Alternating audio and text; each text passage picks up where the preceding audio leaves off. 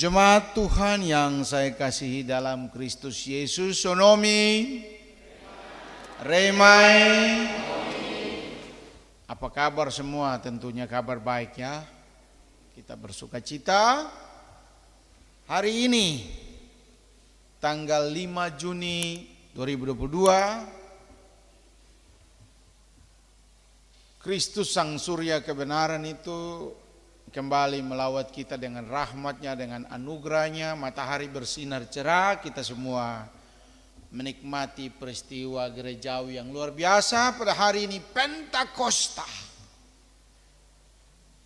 Bapak Ibu Saudara, kalau bicara Pentakosta itu berarti ada sukacita, ada kehidupan, ada gerakan, ada perubahan.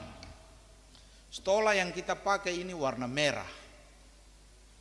Kalau lambang liturgis yang dipakai di dalam peristiwa Pentakosta itu begini. Ini stola dari GKI.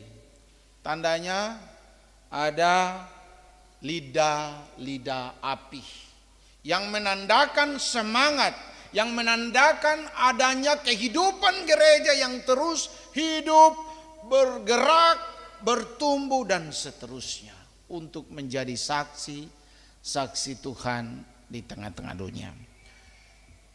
Bapak Ibu jemaat Tuhan yang saya kasihi dalam Kristus Yesus, hari ini kita merayakan peristiwa Pentakosta.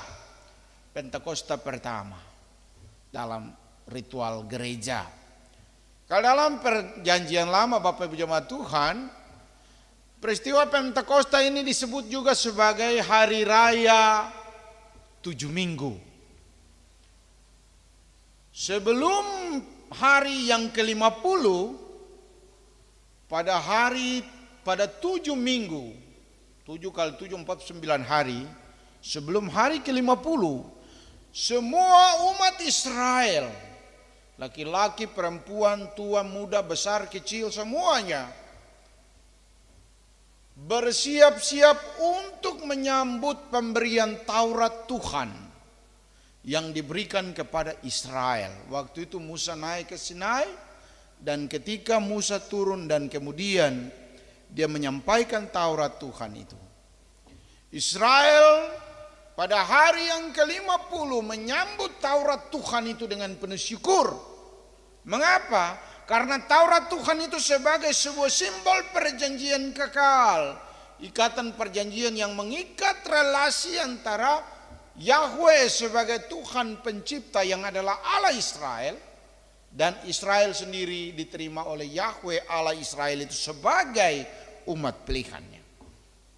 Dan sebagai wujud syukur karena Taurat yang diberikan sebagai simbol ikatan perjanjian itu, maka Israel kemudian bersukacita, Israel bersukaria.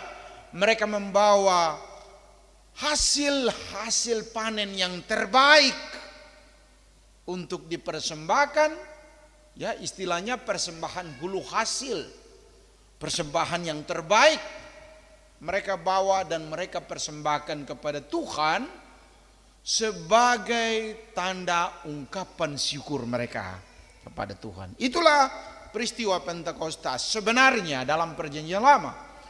Dalam perjanjian lama peristiwa Pentakosta dipahami sebagai hari raya untuk menerima Taurat, hukum Taurat, dan kemudian juga merupakan sebuah simbol pesta panen di tengah-tengah kehidupan orang-orang Israel.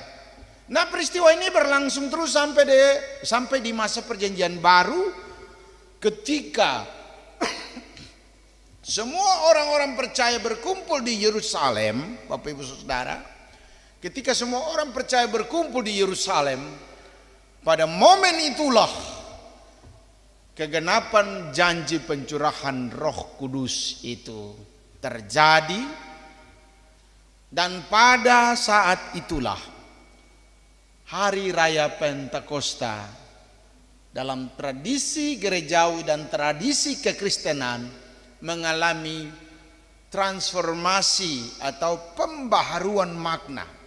Bukan sekedar lagi dianggap sebagai sebuah pesta panen atau ini ya, tapi justru dipahami sebagai kegenapan janji Allah di mana roh Allah dicurahkan untuk orang-orang percaya. Dan sebagaimana kita baca tadi, roh Allah yang dicurahkan itu menjadi sebuah kekuatan yang melahirkan gereja Tuhan. Bacaan kita hari ini ada dua bagian. Bacaan yang pertama tadi Roma 8 ayat 7 sampai 11, tapi saya minta kita melihat sampai dengan ayatnya yang ke-17. Saya minta kita lihat itu sampai ayat 17 dan juga Kisah Para Rasul pasal 2 ayat 1 sampai 13. Dari dua bagian bacaan ini Bapak Ibu jemaat Tuhan, saya hanya mau bilang dua hal yang merupakan pesan penting dalam perayaan Hari Pentakosta yang pertama ini. Yang pertama, Roh Allah adalah kekuatan Allah yang melahirkan persekutuan orang-orang percaya. Sebagaimana tadi kita telah dengar bersama dalam bacaan pertama, bacaan yang kedua, semua orang percaya berkumpul di Yerusalem. Dan pada saat itu turunlah angin keras. Tampaklah lidah-lidah seperti nyala api. Dan yang ketiga, semua orang yang ada di situ kemudian dipenuhi dengan kuasa Roh Kudus dan mereka berkata-kata, berbicara tentang karya-karya Allah yang luar biasa besar dalam berbagai bahasa, dalam berbagai budaya, dalam berbagai tradisi. Jadi rupanya peristiwa Pentakosta di Yerusalem adalah peristiwa di mana Allah memenuhi janjinya. Roh Allah dicurahkan, tetapi bukan hanya dicurahkan kepada orang-orang Yahudi saja, tidak. Tetapi dikatakan di situ kepada semua orang-orang percaya yang berkumpul di Yerusalem.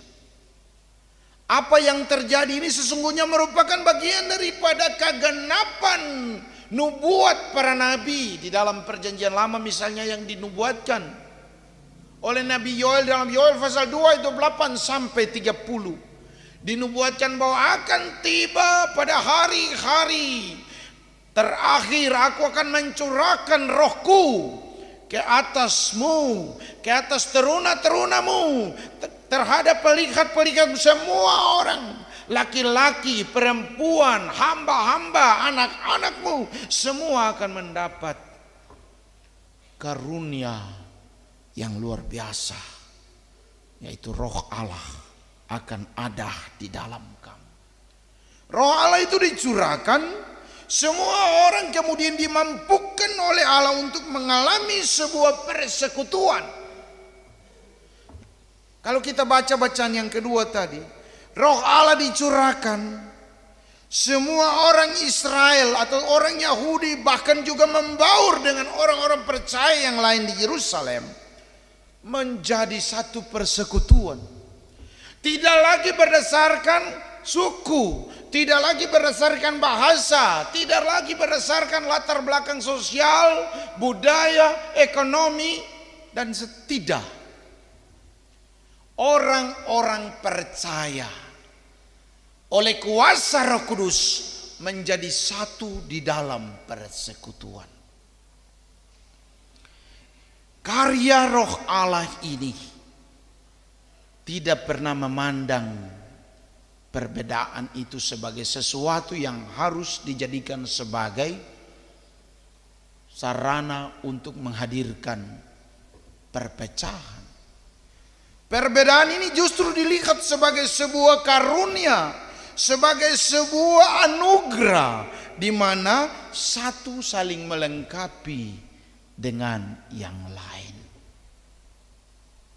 Jadi Dikatakan di situ mereka berkata-kata dalam berbagai bahasa, dalam berbagai tradisi tentang pekerjaan Allah yang luar biasa.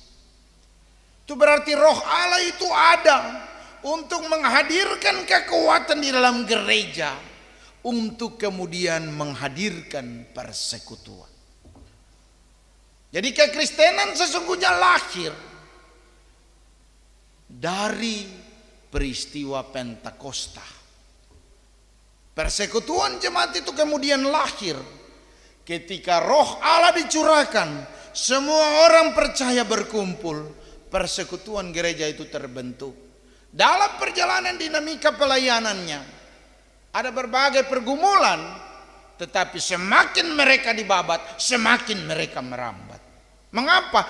Karena karya roh Allah yang berapi-api yang terus menghadirkan kekuatan dan perubahan di dalam persekutuan jemaat. Kalau kita baca baik-baik, dalam kehidupan mereka yang hidup sebagai orang-orang yang bersekutu dipenuhi roh Allah, hidup di dalam firman Allah, tiap hari orang bertambah terus dalam persekutuan jemaat karena karya roh Allah. Artinya roh Allah adalah roh yang menghadirkan kehidupan di dalam persekutuan orang-orang percaya. Hal yang kedua, roh Allah memampukan setiap orang untuk menjadi saksi-saksi bagi Allah di dalam kehidupan. Kita tadi baca cuma sampai ayat 11, tapi coba kalau kita lihat sampai dengan ayat 17, maka ada banyak pesan yang ditekankan di dalam bagian itu.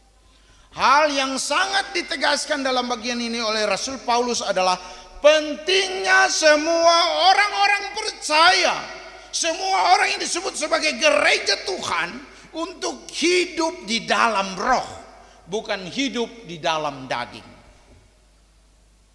Harus hidup di dalam roh. Rasul Paulus menegaskan bahwa hidup di dalam roh bertentangan dengan hidup di dalam daging. Kalau kita baca di ayatnya yang kelima itu, sebab mereka yang hidup menurut daging memikirkan hal-hal yang dari daging, mereka yang hidup menurut roh memikirkan hal-hal yang dari roh. Karena keinginan daging adalah maut, tetapi keinginan roh adalah hidup dan damai sejahtera. Jadi sesuatu yang kontras ada. Bapak Ibu jemaat Tuhan, orang yang hidup adalah orang yang hidup di dalam Kristus adalah orang yang hidup dan memberi hidupnya dipimpin oleh roh, sehingga karena kepemimpinan roh Allah yang ada di dalam dirinya, dia menjadi agen-agen perubahan, saksi-saksi iman di dalam kehidupannya bagi sesama dan bagi dunia. Bapak Ibu Saudara yang saya kasihi dalam Kristus Yesus, di dalam bagian ini Rasul Paulus menegaskan kepada jemaat di Roma untuk penting sekali bagi mereka untuk mematikan segala macam kehidupan dan bentuk kehidupan yang hidup di dalam kedagingan, supaya mereka mengalami damai sejahtera Allah, supaya mereka mengalami kemurahan Allah, supaya mereka mengalami hidup di dalam berkat-berkat Allah. Sebab daging dan roh adalah sesuatu yang sangat bertentangan. Bapak Ibu Saudara yang saya kasihi dalam Kristus Yesus, kedagingan sesungguhnya merupakan refleksi dari dosa. Kedagingan sesungguhnya merupakan sebuah wujud nyata kehidupan di dalam kekuasaan dan perhambaan oleh dosa. Sehingga ketika manusia memberi diri untuk dituntun, dikerangkeng, diperbudak oleh dosa, maka sesungguhnya dia menjadi hamba dosa, karena kedagingan adalah dosa. Di dalam Roma pasal 6 Roma pasal 6 ayat 15 sampai dengan 23 kita bisa baca di situ. Dua macam perhambaan. Mau jadi hamba kebenaran atau mau menjadi hamba dosa. Dua hal ini sesungguhnya bertentangan. Dan ini sesungguhnya merefleksikan tentang bagaimana tanggung jawab orang percaya yang sudah mati dan bangkit dengan Kristus, yang sudah menerima roh dan dimerdekakan di dalam roh itu. Seharusnya dia tidak mau lagi memberi diri untuk diperhamba oleh dosa. Kalau sekali dimerdekakan, maka untuk seterusnya seluruh hidup ini, seluruh tubuh ini harus menjadi alat kesaksian, senjata-senjata kebenaran supaya Allah dimuliakan. Jangan mau memberi diri untuk menjadi hamba dosa. Dalam bacaan ini Bapak Ibu jemaat Tuhan, dikatakan bahwa kita adalah orang-orang yang mengalami kasih karunia Allah, sehingga kita harus hidup di dalam roh. Karena ketika kita hidup di dalam roh Dia yang membangkitkan Kristus dari antara orang mati, berarti kita pun akan mengalami persekutuan kudus dengan Kristus. Dan konsekuensi dari kehidupan di dalam roh itu harus melahirkan kekuatan, harus melahirkan sebuah kekuatan di dalam diri kita untuk memutuskan mata rantai kedagingan di dalam kehidupan kita, supaya kita jangan lagi mau memberi diri untuk diperhamba oleh dosa. Di dalam ayat 12 dari pasal 8 itu dikatakan, jadi saudara-saudara, kita adalah orang yang berhutang, tetapi bukan kepada daging, supaya hidup menurut daging. Benar Bapak Ibu jemaat Tuhan, kita adalah orang-orang yang berhutang. Kita semua tahu apa arti hutang. Hutang itu berarti sesuatu yang kita terima dari orang lain dengan janji kita harus bayar, tapi kita orang belum bayar untuk orang lain. Kristus mengerjakan keselamatan bagi kita secara cuma-cuma atas dasar anugerah dan kasih karunia-Nya. Maka kita ibarat orang-orang yang berhutang karena kasih karunia Allah. Siapakah manusia yang dapat membayar kasih karunia Allah dalam karya penyelamatan Kristus? Tidak ada. Oleh sebab itu Rasul Paulus dalam bagian ini mengatakan, kita adalah orang-orang yang berhutang, tetapi ingat, bukan berhutang pada dosa, bukan berhutang pada daging, bukan berhutang pada segala rupa-rupa keberdosaan, tapi kita berhutang karena kasih karunia Allah. Sebab itu baiklah kita memberi diri kita untuk dipimpin oleh roh, dikuasai oleh roh, kemudian dibaharui oleh roh, supaya kita benar-benar mempergunakan seluruh hidup kita, mempergunakan semua apa yang ada pada kita untuk kemuliaan bagi Tuhan. Olehnya itu Rasul Paulus menegaskan di dalam ayat 14 dan 15 dari Roma 8, semua orang yang dipimpin roh Allah adalah anak Allah. Sebab kamu tidak menerima roh perbudakan yang membuat kamu menjadi takut lagi, tapi kamu telah menerima roh yang menjadikan kamu anak Allah. Kalau dikatakan bahwa kita sudah dimerdekakan, kemudian kita juga telah oleh karya roh Allah adalah menjadi anak Allah, maka kita sebagai anak-anak Allah bukan lagi orang yang menerima perbudakan oleh kedagingan, tetapi orang yang dimerdekakan menjadi anak Allah dan memiliki hak waris janji-janji keselamatan dari Allah. Oleh sebab itu, matikanlah kedagingan di dalam dirimu. Bapak, Ibu, Saudara yang saya kasihi dalam Kristus Yesus,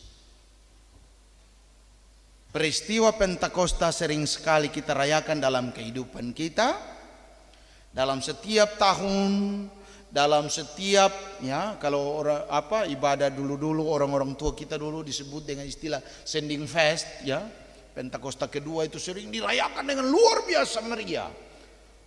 Suling, tambur, semua, tarian, nyanyian, paduan suara, semua. Ini menandakan ada sebuah gerakan perubahan di dalam jemaat. Ada sebuah kekuatan dan potensi yang besar dalam jemaat.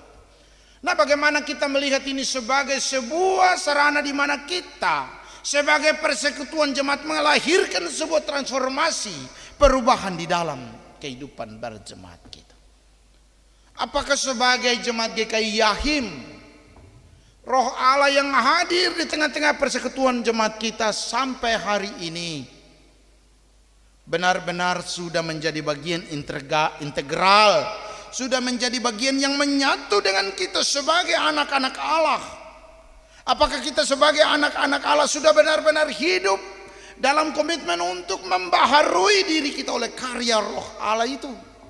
Apakah kita sebagai anak-anak jemaat GKI Yahim yang telah menerima Roh Allah yang kudus itu telah membangun sebuah komitmen iman, saya tidak mau diperbudak lagi oleh dosa, saya mau hidup di dalam Roh?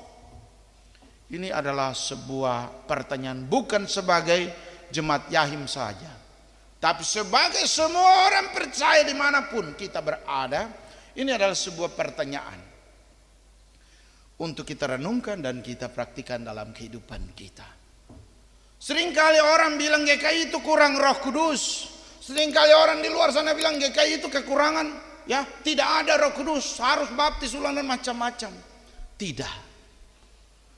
Saya percaya kalau sampai hari ini kita masih ada dari Toraja, ada dari Batak, ada dari Sangir, ada dari Nias, ada dari Ambon, ada dari mana-mana di dalam rumah gereja ini. Itu berarti Roh Allah itu masih bekerja dan hidup sampai hari ini dalam kehidupan jemaat GKI Yahim.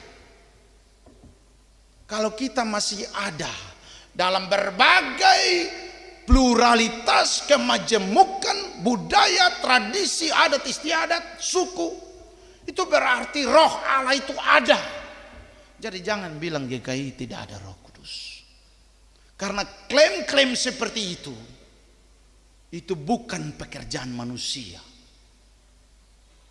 Yang bisa mengatakan itu adalah Allah sendiri, bukan manusia. Tidak ada satu orang pun yang bilang ini Roh Kudus. Memangnya kita bisa ukur apa? Tidak bisa. Kalau kita masih hidup di dalam kepelbagaian, kita hidup di dalam berbagai budaya, berbagai latar belakang, berbagai keberadaan kita, itu menandakan Roh Allah yang dicurahkan itu masih ada, masih hidup, masih membawa persekutuan di dalam jemaat GKI. Dan saya percaya berarti untuk ke depan semua kita harus memperhatikan ini dan terus kita kembangkan ini menjadi lebih baik lagi. Roh Allah itu masih ada, Dia yang menghadirkan persekutuan jemaat ini, maka sampai seterusnya Roh Allah itu masih bekerja di tempat ini. Hal yang kedua yang jadi pertanyaan sentral perenungan kita adalah, apakah sebagai jemaat yang hidup dan mengalami pencurahan Roh Allah itu, kita benar-benar sudah menjadi orang-orang yang hidup sebagai anak-anak Allah? Hidup dimerdekakan oleh Roh Allah berarti kita mau merubah, melahirkan perubahan dalam kehidupan kita. Pada titik ini kita semua harus jujur bahwa sebagai manusia kita lemah. Paling banyak sekali kita bikin salah. Terkadang antara kita orang di dalam persekutuan jemaat, walaupun kita orang ada dalam jemaat, tapi mungkin saja kita saling berbeda pandangan, Perbedaan pandangan itu terkadang membuat kita saling konflik satu dengan yang lain. Dalam barisan pelayanan juga mungkin kita anggap kita paling benar daripada yang lain, atau kita anggap kita paling hebat daripada yang lain, atau kita anggap kita paling tahu daripada yang lain. Mungkin saja kalau itu ada, itu tandanya bahwa kita belum sepenuhnya memberi diri kita dipimpin oleh Roh Allah. Roh Allah itu dicurahkan Bapak Ibu, ada di dalam hidup kita. Tapi perlu kita camkan bersama, kita perlu memberi diri, membuka diri supaya Roh Allah itu masuk dan membaharui kita. Allah bekerja, tapi kalau kita tidak menyambut karya Allah itu, maka Allah bisa berdiam diri terhadap kita. Oleh sebab itu Bapak Ibu jemaat Tuhan, Roh Allah itu sudah dicurahkan, tapi alangkah baiknya kita membuka diri kita, kita membasuh diri kita, supaya Roh Allah itu datang membaharui diri kita. Matikanlah keinginanmu, matikanlah keegoisanmu, matikanlah cara-cara hidup kita yang selalu mau menang sendiri. Matikanlah cara-cara hidup kita yang tidak mau bersekutu. Matikanlah cara-cara hidup kita yang tidak peduli dengan pekerjaan-pekerjaan dalam pelayanan. Matikanlah berbagai macam prinsip-prinsip kedagingan dalam kehidupan kita yang mengorbankan orang lain untuk kepentingan pribadi kita. Seringkali, bukan di Yahim, di banyak tempat itu terjadi, bahwa banyak orang mengatakan bahwa dia dipenuhi Roh Allah, tapi dalam kehidupan kita gagal sebagai orang-orang yang menghadirkan tanda-tanda kehadiran Roh itu dalam kehidupan kita.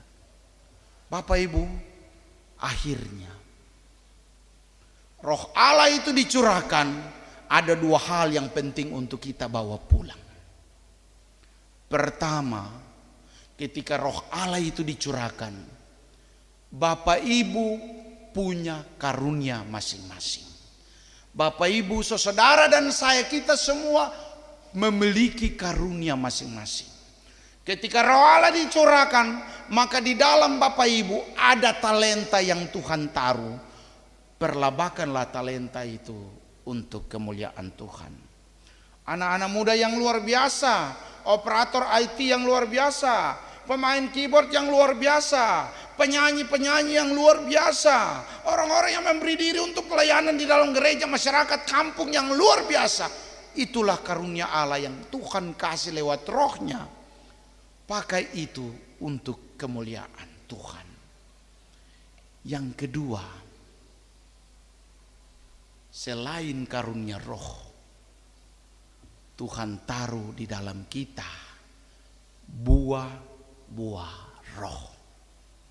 Jadi ada karunia Roh, ada buah Roh. Kalau tadi karunia Roh, kalau kita baca di dalam 1 Korintus 12, ada karunia Roh macam-macam. Ada karunia bernubuat, karunia berdoa, karunia untuk mengajar, karunia untuk menyembuhkan, karunia untuk macam-macam. Karunia untuk bekerja di kantor, karunia sebagai aparat sipil negara, karunia untuk melayani di bidang masyarakat, karunia sebagai aparat desa, karunia sebagai para kepala kampung yang luar biasa, karunia sebagai aparat adat yang luar biasa, karunia-karunia semua yang ada pada kita, hikmat yang Tuhan taruh pakai untuk pelayanan. Kedua, yang terakhir tadi, ada buah-buah Roh. Mari kita semua baca bersama Galatia pasal 5 ayat 22 sampai 23. Saya minta tolong kita semua baca bersama-sama. Galatia pasal 5 ayat 22 sampai 23, kita baca bersama-sama. Kita mulai. Tetapi buah Roh ialah kasih, sukacita, damai sejahtera, kesabaran, kemurahan, kebaikan, kesetiaan, kelemah lembutan, penguasaan diri. Itu 9 buah roh. Jadi Tuhan kasih kita karunia roh, tapi Tuhan kasih kita juga buah-buah roh. Karunia ini baiklah kita pakai untuk melayani Dia. Tetapi selain daripada itu, tanda kehadiran roh di dalam kehidupan kita adalah kalau kita hidup menurut roh, maka 9 buah roh ini perlu kita tampilkan di dalam kehidupan kita. Jangan sampai kita datang dengan warna merah cerah yang luar biasa, kita pakai stola yang luar biasa, pakai baju merah yang bagus, warna merah semua tanda semangat. Tapi pulang begini, aduh, dalam rumah tangga Kristen di Yahim terada sukacita. Dalam rumah tangga Kristen di dalam jemaat tidak ada damai sejahtera. Dalam rumah tangga Kristen tidak ada kesetiaan, tidak ada penguasaan diri, yang ada emosi, yang ada itu adalah iri hati, perpecahan dan macam-macam. Itu tandanya kita orang belum hidup di dalam buah-buah roh. Sebab itu terakhir sekali itu Tuhan minta 2 ini. Kalau Tuhan sudah kasih karunia roh, maka Tuhan juga minta kita semua hidup untuk menampilkan buah-buah roh dalam hidup kita. Sebab perubahan itu bukan dimulai dari orang lain. Kalau kita mau dunia berubah, tampilkanlah perubahan itu mulai dari diri kita. Sebagai majelis jemaat, saya tidak mau lagi melakukan perbuatan kedagingan. Sebagai badan pelayan unsur, saya tidak mau lagi melakukan perbuatan kedagingan. Sebagai warga jemaat, saya mau hidup dan saya mau menampilkan 9 buah roh ini di dalam hidup saya. Sebab dengan demikian itu menandakan kita hidup dipimpin oleh roh. Kita menjadi anak-anak Allah dan kita kemudian mewarisi kerajaan Allah dan kita hidup di dalam janji-janji Allah. Tuhan memberkati kita. Amin.